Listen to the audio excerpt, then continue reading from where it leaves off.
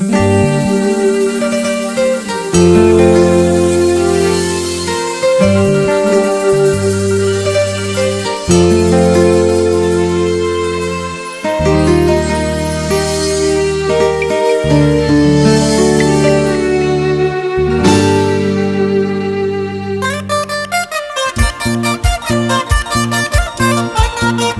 voz del pueblo es la voz de Dios.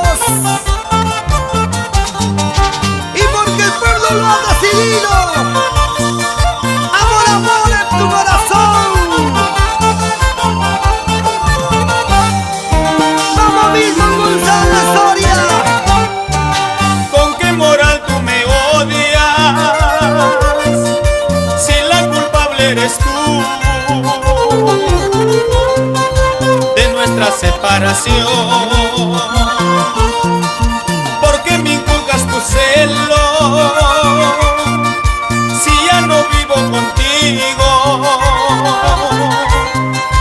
No encuentro la razón.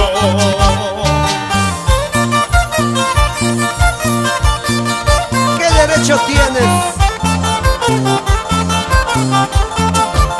para que me celes? ¿O para que digas que soy el culpable? Por favor, mujer. Yo sí soy un caballero, yo no te guardo rencor.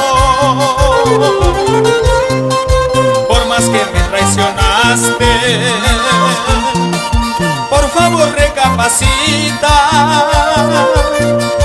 Todos tenemos errores, solo quiero ser tu amigo.